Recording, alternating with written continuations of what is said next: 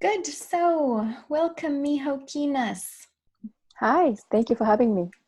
Great. I'm so glad you're here. Mhm. So, Miho, you are a Japanese American poet. I'm a Japanese poet Japanese living poet. in America. Yeah. Living in America. hmm Excellent, excellent. And yeah, we're going to talk about those two places a little bit. Your life in both of them. Okay. But yeah, so we're talking. You have two collections of poetry. Am I right? Yes. One is Today Fish Only, Mhm. and your most recent is Move Over Bird. So this one is a fish. This one Yes, is the bird. exactly. Both of them are gorgeous covers. Thank First you. of all, like they are art in themselves, Mhm. and the titles are poetry, The aren't they? first one, Today Fish Only, my publisher came up with this title. Okay. And I was like, oh, comma in title. I Yeah. loved it. Yes. Yeah, hmm it's fantastic. I love that they both have just three words. hmm Um, yeah, those are great. Excellent. So, in Move Over Bird, one of the things that I noticed about it hmm was the sheer variety. So the poems are all in your voice, hmm absolutely, but you have your original poetry in English. hmm You have one translated poem. hmm You have a collaborative poem with hmm another poet, and even your translation is a collaboration. Yes. And some of the poems are almost found poems inspired by or have a line from another essay hmm or piece. hmm Um, I'd just love to hear from you about that combination, hmm that collaboration. Right. Yes. I love working with other people. Mm. And this linked poem, she's a friend of mine. She's a Polish woman, lives in Shanghai. And we became very good friends. And we used to go to visit a lot of the Chinese gardens together. Okay. So, started writing together. So we're exchanging emails. And this one was taken by one of the literary journal. It was Yes. published once. And so I included in here. But I do this quite a lot of times. And also, yeah, I do found poems. There's one I might read later, one from Kabata Yasunari's novel. Hmm. And I do translation. I do translation with people too. And here also, I wrote something in Japanese Yes. and I translated them into English. And a friend of mine helped me, make it better to polish them. Hmm. So, yeah. But it's Hmm. always fun. I think the reason I publish books is to meet people. There's Mm. a good excuse to talk about it. Yeah, most people who buy my books are people who know me or the people who came to my reading workshops. And I sell them at local bookstores. So the owners know me. So Yes. the owners talk about me to the buyers. So, I can talk about this with the people. So, it's like a conversation starter. That's Mm. part of the reason why there are so many different kind of forms. That's fantastic, and I think it's something we don't often think about. We often think of writing as being very solitary, Mm-hmm. very one way. So, really interesting that for you it's a conversation starter as well as a collaboration mm-hmm. on the work at Mm-hmm. times. Neat. Right. Yeah. Well, I'd love to hear you read Okay. whatever you have chosen for us today. Okay. I am going to read three pieces and maybe part of something else. Okay. First Excellent. one, it's called End. All right. End. In a random obituary, I hear of your death. No more rain. The balcony is still wet. You have been dead for 8 months. A deep river flows between the years, laid out side by side. You are always late. Red and goldfish hide under a rock. Always late. with your sleeves carefully folded. A cat knows the sunny spot. Flash lilies stick their heads out of the net. I haven't forgiven you for showing up with a comic book that day.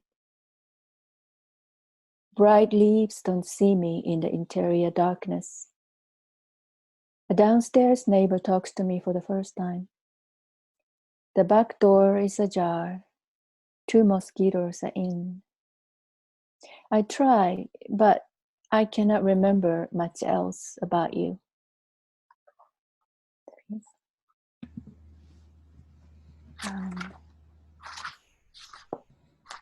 Voice.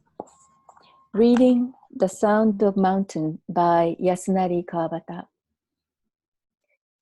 It's 5 o'clock. I hear the protagonist's line in my father's voice. It's 5 o'clock, he said, as if making sure it was 5 o'clock, as if expecting a confirmation, but not from my mother or me. He did not tell his wife about the sound of mountain. He did not tell his wife about the fallen chestnut that hit the rock and flew splendidly. The friends of 50 years talk in the language of youth at each other's funeral. First flower, there is no friend to talk about love in old age. After a certain age, it is all we think about. He murmurs again, this time not in my father's voice. Is that all there is to it? This one is Haibun, Stealth. The latticed windows of rice liquor makers line the street. A smooth rolling sound opens and closes the sliding door. A teenage girl with her hair in the style of a harbed peach trots out of the door. The thongs over her feet are tinged like a lotus petal. She stands still in the middle of the bridge over the pond. Raising her chin, her eyes are as tense as dew on a leaf. She seems to listen for the distant ring of a bell. She brushes off the chill from the cooling sweat on her bare arms. Unaware, she inhales the scent of orange osmanthus, the fragrance that in a few weeks shall flood the garden. Dews on a leaf, the gaze of a feral cat. So I have some tanka written in Japanese, which are translated into English. I read just the middle section. 2. 身を解いてため息渡る八丈間。きつく目を閉じ壁取り払う。Unpacked. My sigh fills the room. Eyes shut tightly. I demolish the walls. アジサイの鼓動石段シダの葉の裏のブツブツ基礎の熊鈴。Hydrangea, stone steps, old paths. Dots behind the fern fronds. The kiso trails bear bells. 竹取の話を知らぬその人に語りて気づく姫の選択。Explaining the story of Kaguya to a stranger, I understand the princess's decision. Thank you. Those are so beautiful. Thanks. And it is, you know, it's so special to hear the author read their own work. It adds so much to me. So I love that. Thanks. Yeah, I also love hearing the Japanese, which of course I don't understand, but then the English. And it always amazes me how similar they can sound, even though they are completely different. That's interesting. Yes. Yeah, yeah. I decided to have them in here because this is tanka, but English translation sounds more like typical haiku in English length. So the Japanese sound system syllables. It's not really syllable. It's a sound, really sound. So with 575 syllables, you can say a lot more in English than Japanese. So you tend to say too much. So whenever I have a class workshop, that's what we always talk about. Some people want to stick to 575 syllables no matter what. That's fine. It's just a form. But if you go a little bit more like a 353 or 453, that's far more effective oftentimes. And that's what you prefer to do, right? To keep it more similar or? I just try to make it as short as possible. Yes. So, and if people don't think that's a haiku, that's fine. It's just a short poem. Yes, yes. Right? Yeah, and it's so interesting to see on the page because, yes, in school we are taught that haiku is 575, if we study any literature at all. But when you look at your poems, you immediately know that they are haiku, even though they don't have the traditional number of syllables. Well, when I translated some haiku one time, I translated haiku written by Singaporean poets into Japanese, and I couldn't fit them in because there's just so much in the information. Yes. So when I try to, and then it becomes too long. So to keep it to 575 syllables. Of course, there's a little room, you can do 585. That happens quite a lot. But there was no way. Then I really realized what the difference is between languages. Yeah. Yes, exactly. I think the other thing I noticed about this collection, and I can't remember if it was in Today Fish Only or not, but the poems that are written in more traditional prose style in terms of all together in a paragraph as if a short story. Can you tell us a little bit about your intention with that? Right. Some of them are maybe what's called a prose poetry.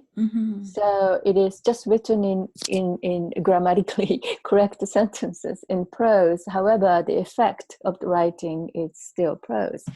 But I read the one piece, the first one I read, it's called End. There are a few of them of this style in this, The Move Over Bird. Those are all 14 sentences. Okay. And I spend a whole day and every hour write one line. So I have, so 14 hours, I sleep about 8 hours. So 14 hours, 14 sentences. Then later, after a week or so, I edit them. I may change the order. I may, edit the sentence, but basically keep those 14 sentences, just change orders. So it is like I'm thinking about this, but this is happening in your daily life. So it's a sketch of your life, my day, but I'm thinking about something else. So this one was about obituary, but the other sentence is what I saw on that day. Exactly. And that comes through so clearly. And I think it's also interesting that whether intentional or not, particularly in that poem, but also in the other one that you read, the second one that you read, was that there's this element of human and of nature. They're very seamlessly blended. Right. So you're talking about the voice or the stealth? I think it was voice. Yeah, voice. That's from the the sentences I quoted from the novel are in italics. Yes. So I combine those with my own sentence, and then nature is probably a favorite topic of Japanese literature. This Mm-hmm. Japanese literature is hardly ever about nature, but the nature is always there. I It's guess always that's there. true in any literature, but a Japanese literature is nature. Well, some people said Yes. that. Yes. Yeah. Mm-hmm. So speaking of those differences too, you have the collection divided into two. First is place, Mm-hmm. and then is time, the Mm-hmm. two sections. And when I was reading them, and maybe this was intentional, but I'm curious to hear from you. Mm-hmm. The first one seems to be much more about the United States, or at least those are the images Mm-hmm. I take from it. From, Yeah. you live on Hilton Head in South Mm-hmm. Carolina. It's about the ocean and Right. marshes and the Yeah. bridge. Mm-hmm. And the second, time, is more about Asia. I think Mm-hmm. primarily Japan, but it seems to me there might also have been a bit from China or Mm-hmm. Singapore, Mm-hmm. where you Yes. have lived and spent time. Right. Yeah. I just love to hear Mm. the distinction for you, place being one and time being the other. Mm-hmm. So I had quite a few poems, and how to arrange them in a book is a big question. So I have sorted them in so many different ways. Then, as you said, yes, I do write poems where I am, at the time of writing. Most of the Mm-hmm. time, that's just my surroundings, my days. So, because I had been in America for about 4 or 5 years now, so I have some older poems that I wrote in China or Hong Kong. And also when I'm back in Japan, I wrote some. So I was thinking, should I call this here and there instead of, place and time? I'm still thinking, which was better really. Mm. But I decided to do place because it's something daily life takes place, just kind of more immediate. But the time, sometimes I'm trying to remember, or some older poems, and I'm reading them and editing them. But just my mind travels back to the time when it was Mm. written. So I thought maybe place and time. And time. Yeah, Mm-hmm. that's fantastic. I love it. I think to close, I would just like to ask you what you hope that readers might Mm-hmm. take from this collection of poetry. Yeah, I don't have any big message really, but I really hope if somebody has a copy of my book, and if you find just one piece that speaks to you or makes you want to write something from a sentence or something, and I'm really happy if that happens. Mm, Yes. that's wonderful. It's so, I've been lucky enough to do a couple of workshops with you when we've gathered together for writing things. And just hearing you say that one poem was one line from an hour every, during a day, 1 hour every day, Mm-hmm. during that day, I want to try that. I want to Mm-hmm. write a poem. Right. Well, this is what I learned from my online, writing class teacher. And she totally believes if you do it in one day, no matter what you write, it is connected because it's your day, it's you, your life. Yes. So, yeah, I think it's really an interesting project. It is, and Yeah. it seems very accessible for those of us who don't naturally write poetry, Mm-hmm. um, to explore the medium Right. and try for ourselves, because we're not going to sit down and try to write a poem and Mm-hmm. feel those expectations, and Right. but to Exactly. write one line every hour, and what will result is poetry, and it's a great way to Mm-hmm. look at life. Yes. Yes, Yeah, indeed. Yeah. I love it. Thank you so much for speaking with me, Miho. Well, thank you, Lisa. We are going to put your bio and how you can be contacted, how your book can be purchased in the show notes Mm-hmm. below the video. So I definitely encourage everyone to reach out to Miho and get a copy of Move Yeah. Over Bird. Yes. Well, thank you so much for having me. It That's was great. wonderful. My pleasure.